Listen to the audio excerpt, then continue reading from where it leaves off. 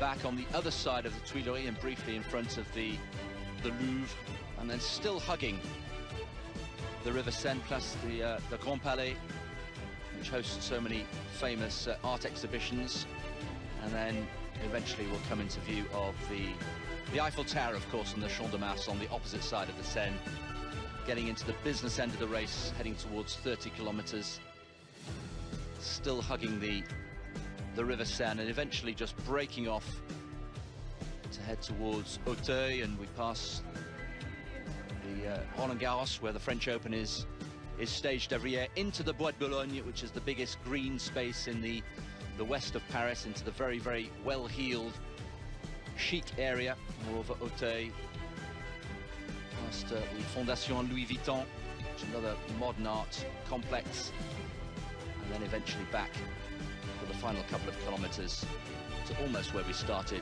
on the Avenue Foch. And there we are, 42 kilometres in total. And here we are for the start of the wheelchair race. Pretty small field, but it's packed with quality. David Weir, the standout name here in the wheelchair race. David Weir, who was champion here last year, and away they go.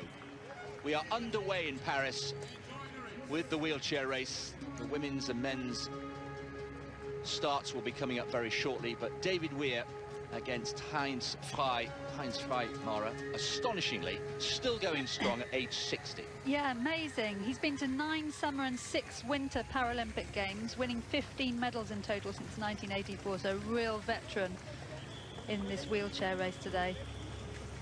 Well, there we are. Jimenez, Hernandez, good representation from Spain. Of course, lots of home support, and those cobbles in the first few hundred metres, Mara, that's quite testing, both for able-bodied runners and also the wheelchairers. Absolutely, yeah. I mean, thankfully it's not raining. If cobbles are wetter, they can become really slippery. But Paris isn't a world record course as such. It's fast. 2:05 is often the winning time for the men's race. And I think those cobbles do contribute to it being not quite the fastest race in the world, but off to a pretty brisk start in the wheelchair race here. David Weir just tucking in behind the leader there.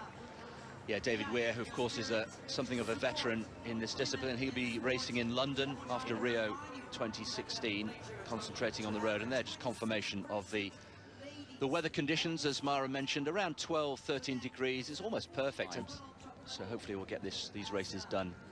And here we are, ready for the start of the elite women's race. And we'll have 2 elite pacemakers for the women's race. And of course, Mara, it's once again East Africa very much dominating. Yeah, Kenya and Ethiopia very much dominating the women's field here.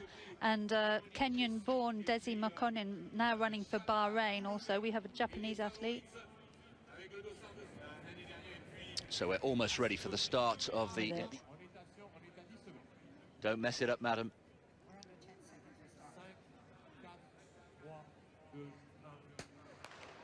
And we are underway in Paris with the elite women's race. Look out for Amani Gobena, who is the quickest on paper. We'll keep you up to date and introduce you to the main contenders. And first of all, Mario can say it's a small elite field. We have regrettably had 1 or 2 runners who've had to drop out in the last couple of days, but it's packed with... As we were saying, lots of East Africans, but we also have Yuka Takashima from Japan, 49, 8 wins in her career, so very experienced. Well, there's the wheelchair racers heading towards 2 kilometres. They've just gone round the Place de la Concorde, and for those of you who know Paris, they're just entering the Rue de Rivoli, which runs all the way down to Place de la Bastille. And David Weir just tucked in behind, as he does. He'll just be keeping his powder dry. And that is one of the Spaniards. And there is the Grand Palais. So we're underway here in Paris on a beautiful spring sunny day. We'll be back in a couple of minutes' time. Underway at the early stages of the women's race. Gone safely, save their energy for the second half when the racing really gets going. Or Jordi Madeira is the Spaniard who was in 3:01, who was leading just ahead of David Weir. And of course, these guys will be racing against each other on a regular basis, so we'll know each other very, very well indeed. There you can see the red jersey at the front of Jordi Madeira, the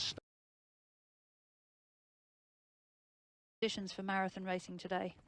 And the elite men, if you're wondering where they are, well, they'll be getting underway in just over 5 minutes' time. So, as is the norm, staggered start, 2:14, that's to the left of picture.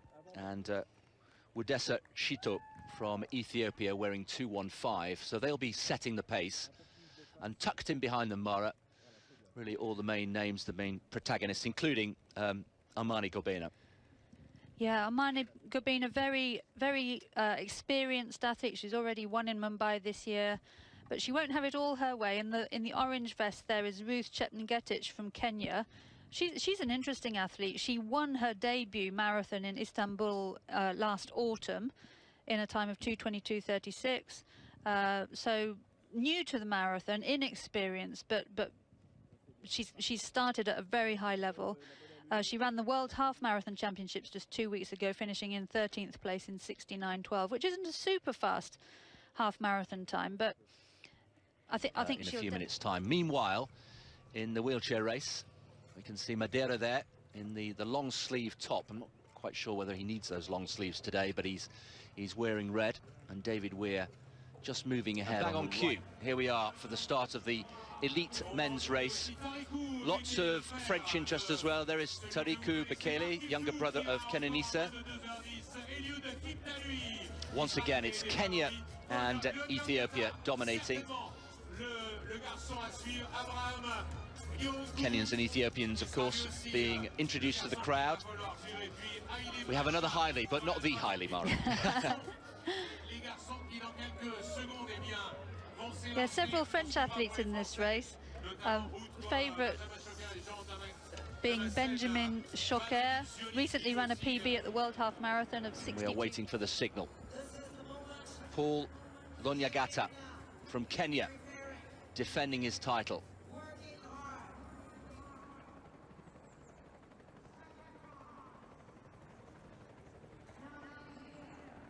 The whir of the helicopters always. Away we go. We are up and running here in Paris, and the men's elite race is underway. 42 kilometers separate these runners from the finish, which will be, well, for some of them in just over 2 hours' time, and they finish a matter of a few hundred meters behind where they started. It's a wonderful course, and there they are, streaming down the Champs-Élysées, which is packed with spectators left and right, giving them a really good send-off. And these are the early cobbles, but there are just some of the big names. We have, in the last couple of days, we think lost Yamane Tsegai, despite what... Well, there's the roll call of winners over the last few years in the race. We mentioned Purity runner who smashed that course record by, well, some 5 minutes from the previous year. And see there, Kenya and Ethiopia dominating the Bois de Vincennes. There we go, there we can see the splits going through 15k in 33:15. And look at the speed there. They're averaging 27 kilometers an hour pretty consistently. So it's great consistent racing from the wheelchair racers. Yeah, quite a lot of undulations in this course, a bit of uphill and way back. Eliud in picture there in the orange is Eliud Kiptanui, Kenyan, of course, with a personal best of 2:05:21, second in Berlin, which is one of the toughest marathons on the circuit. That was in 2015. Yeah, Berlin, a very fast course. They often have a crack at the world record on that course, but as you say, that attracts really top-class field, so the competition is really tough, even if the course is fast. Yeah, and they have wonderful conditions. Mark Milder, the race director. But you do see accidents. You see people knocking others' drinks off by accident, and then, of course, if it's raining, everything's slippery. You can see people falling.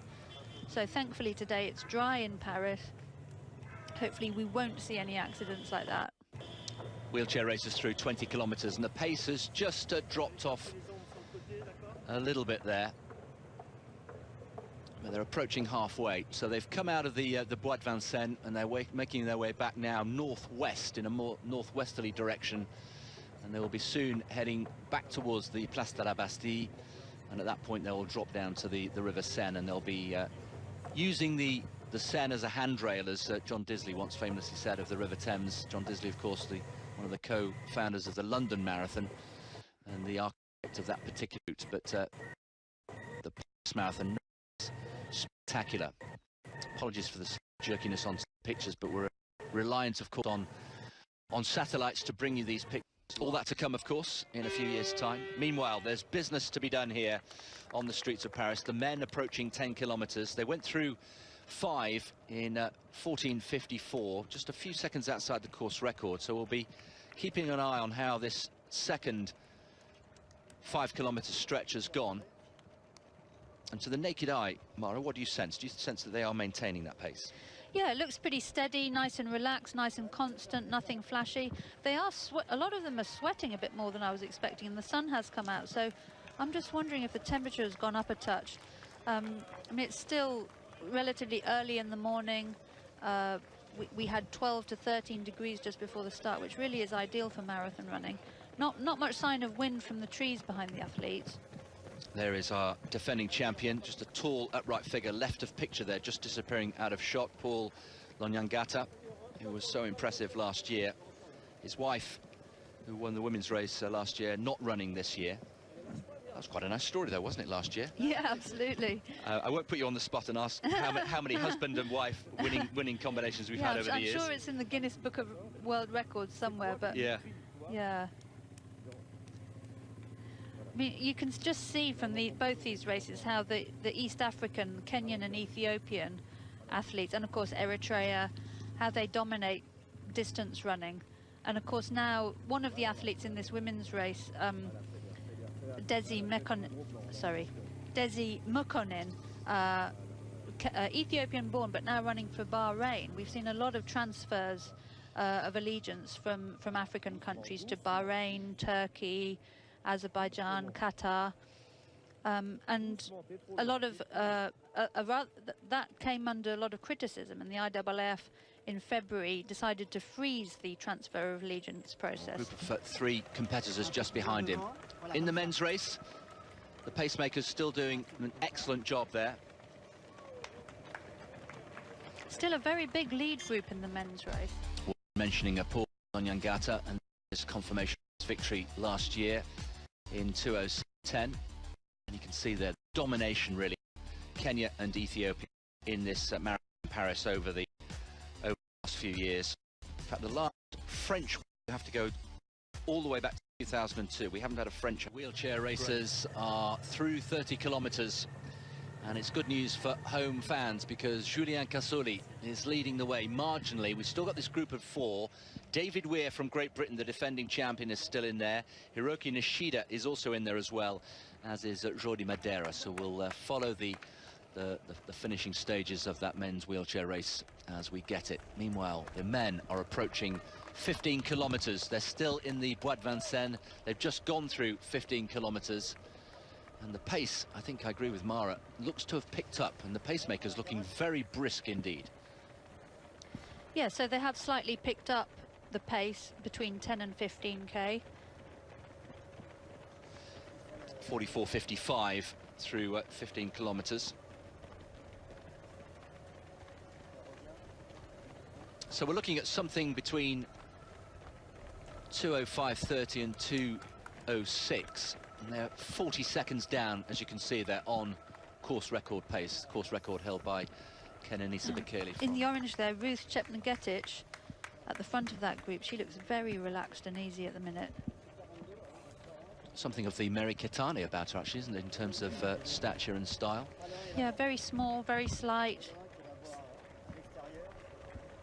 And the athlete just behind the pacemaker there, in the blue, just coming into shot there, is Amani Gobena, who was winner in Mumbai. She's already run 1 marathon this year. So left of picture there, just behind 2:14, Amani. This is her 23rd marathon at the age of 35. So a lot of these men and women at the elite stage have racked up a lot of marathons. It kind of links to our discussion, Mara, about Mo Farah as well, because he's 35, just turned 35, Mo Farah. as we mentioned, will be doing only his second marathon in his career. It's a whole new distance for him. And he's competing against people who've done multiple marathons and who are younger than him. And that's the key point, isn't it? Yeah, I mean, and there's so much depth in East Africa. You know, you see 20-year-olds suddenly appearing out of nowhere and winning big city marathons. Well, David Weir here is well on his way. He's now in the Bois de Boulogne, approaching the 36-kilometre mark. There we are, just left of picture. And he's right down the centre of the road here. He's got clear, smooth tarmac going through the Bois de Boulogne. There are a few twists and turns, but nothing too tight. It's actually quite a loopy course through the Bois de Boulogne. And he's going to go down the Allée de la Reine Marguerite, which is quite straight, and then just a couple of more twists and turns before he comes into the final stages. There is Nishida, who is chasing hard.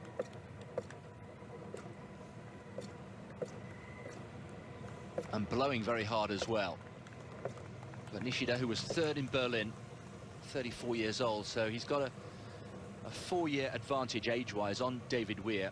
And you can see there is a definite decline for these wheelchair racers. And 103 through halfway for the men, so certainly not pulling up any trees in terms of time. Heading for around, well, if they were running even splits, around a 2:06, which is what we've been saying. Yeah, that's about what we would expect. They've been doing a very steady, consistent speed throughout this first half, but as we were saying earlier, it's really the second half which matters. Second half is when the racing begins. Little bit strung out there now in that lead group. Eliud Kiptanui there, second in Berlin in 2015. He's also raced in Valencia last year. He was there. Tokyo, won the Ottawa Marathon last year as well. So plenty of experience for Eliud Kiptanui. Haven't seen the defending champion for a while. I think he's just still in that leading group, but a little bit further back in the orange vest. That is Paul Lonyangata. Reminder of the course record there, 2:05.04 from Kenenisa Bekele. His brother, Tarika, we saw him on the start line, didn't we, a long time ago. I'm not sure, don't think he's in this leading group, Mara, but Tarika, the younger brother of Kenenisa, also a formidable track athlete, wasn't he, in his time? Absolutely, yeah. I mean, from a family of prestigious athletes. He was the bronze medalist in the 2012 Olympic Games 10,000 meters. Approaching 40 kilometers then, and here is Nishida, Hiroko Nishida, who is leading the race. And that break from David Weir, which looked to be decisive, he looked to have opened up a reasonable gap, didn't he, on the rest of the field, David Weir, but in the blink of an eye, while we were concentrating on other aspects of the race, Nishida just closed that out and then opened up his own gap, and here he is into the final 2 kilometers. Yeah, I think the gap that David managed to get just wasn't quite big enough, and on the downhill section of the course, as we were saying earlier, you can close the gaps very quickly. So Nishida now in a very strong position, just around 40k, so just 2 kilometers to go for Hiroki Nishida of Japan. Well, here he is powering it on. This would be the biggest win of his career, third in Berlin last year. He's also competed for Japan in 2 World Championships. In Moscow, he was 10th in 2013, 17th in Beijing 2 years later. Had a very bad bicycle accident back in 2004, which left him with paraplegia, hence his competing in the wheelchair event. A sharp left turn there. Still in the Bois de Boulogne, so we're now in the west of Paris, not too far, of course, from the Champs-Élysées and the Arc de Triomphe. The final kilometre is down the Avenue Foch, looking towards the Arc de Triomphe, of course, which is where the race started for these guys just under an hour and a half ago. It really is quick work. So there we are. That is the Paris Marathon in 2018 in a nutshell. The wheelchairs, top left of picture, approaching the final kilometre. The women well on their way along the banks of the Seine, on their way back, and the men through halfway chasing.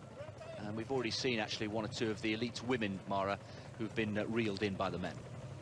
Yeah, absolutely. We were saying earlier, the elite men and women are in theory, supposed to finish at about the same time, but the men have already caught the back end of the elite women's field. So Hiroki Nishida, just about 1 kilometre to the finish now.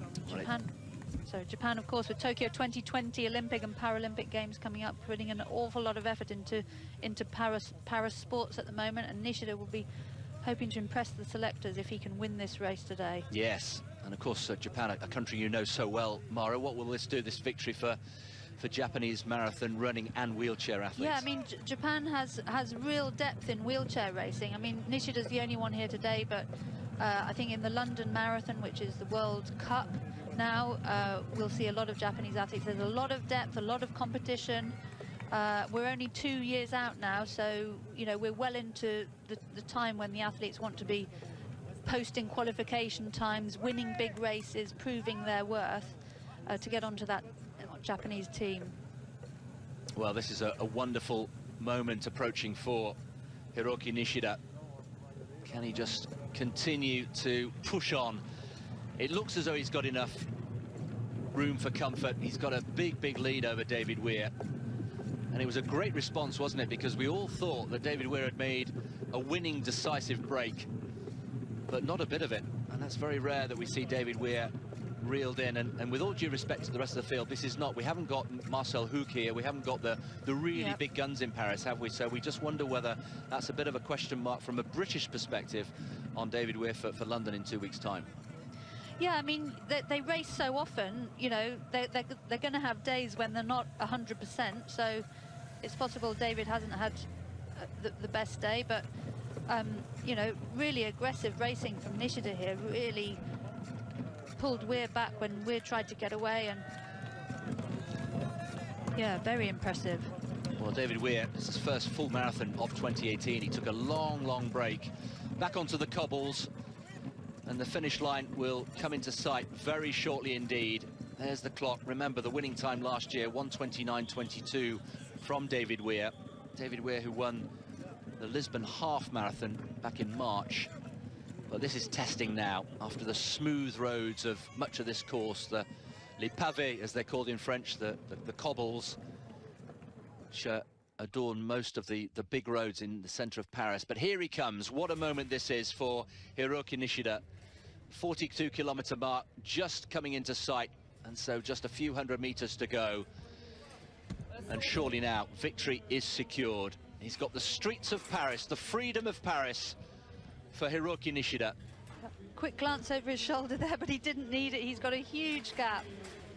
So the usual sprint finish not to be in this race, with some powerful racing here from Nishida. Well, he can take his foot off the gas now, but he is still looking behind him. He really is.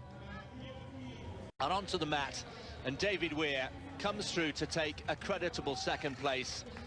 There won't be back-to-back victories for David Weir, but he'll be pretty pleased with that, I'm sure. But we just wonder what happened with that supposedly decisive break. But no doubt about the victor today. Victory for Hiroki Nishida. The winning time, 1:30, just outside 1:30. So comfortably outside the course record, but terrific performance from Nishida. David Weir in second place for Great Britain, and Jordi Madeira from Spain in third. Very understated victory celebration. The men will be toing and froing between those two races, and the women approaching 30 kilometers, Mara. And we've got a group of, we think, about 9. Yeah, we seem to have lost Desi Mokonin from Bahrain, but the Japanese athlete who had been dropped is back on that group. So I think the pace has possibly, since the pacemakers dropped out, the pace has possibly been going a bit up and down. But still a group of 9, looking quite steady. Nobody really pushing the pace on. They look quite relaxed. So what tends to happen if this kind of thing transpires is the race will slow and slow, and then suddenly towards the end somebody will make a break. But it's still relatively, well, 27k, you know, once we get past 30k, we'd expect to see somebody pushing on a bit at the front. Yeah, that's when the handbrake tends to come off, and I think the Japanese, as they go through 26 kilometers, Yeah, they went through 25k in 1:14.55, so still on course for around 2:06 finishing time, and about 24 of them in that lead group when they went through 25k, so still very much all to play for in this men's elite race.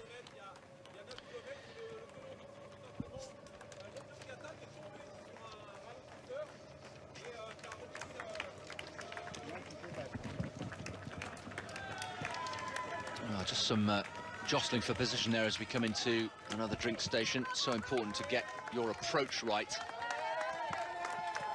And we've still got the pacemakers in there. There is Joseph Kiptum. And they've done a sterling job there. Edwin Koech in the orange as well.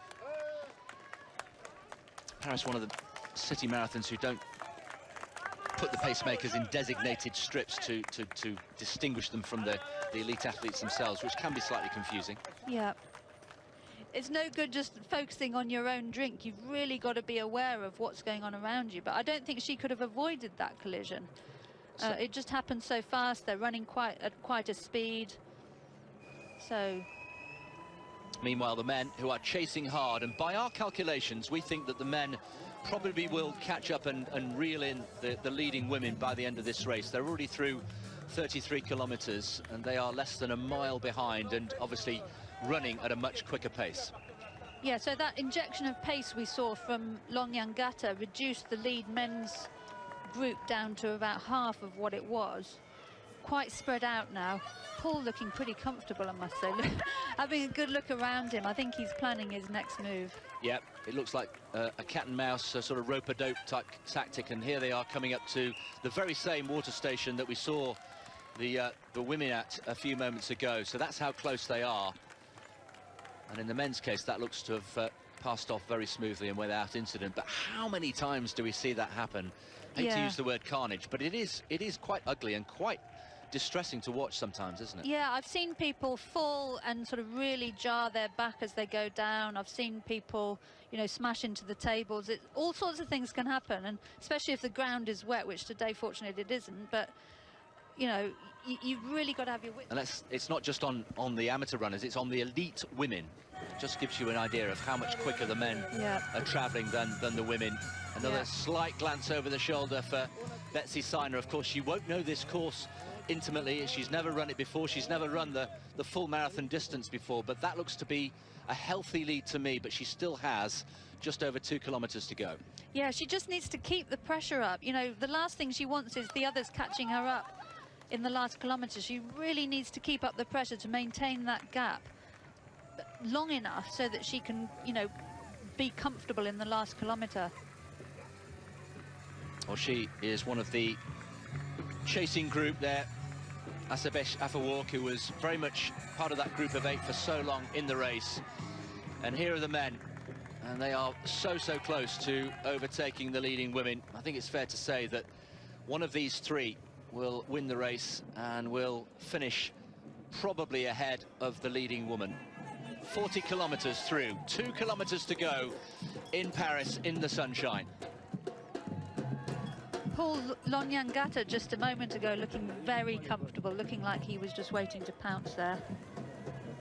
And Ernest Ngego trying desperately to hang on to the 2 taller athletes, but doing amazingly well so far. Well, these 2 races have been simmering, haven't they, nicely, and they look to be perhaps coming to the boil at precisely the same time. These 2 wonderful races through the Bois de Boulogne into the final couple of kilometers.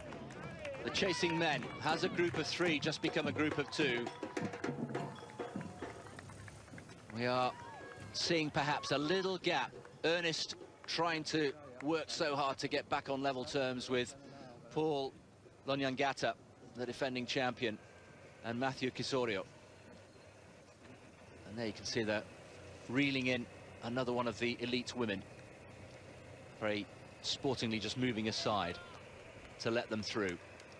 Marta Megra, that is it. She's closing that gap. Very much so. The race is on. I think the men's race is perhaps looking more comfortable than the women's, and I think the Paris marathon organisers may have pulled off a bit of a blinder here, because we have 2 exciting elite races coming to the boil at precisely the right time.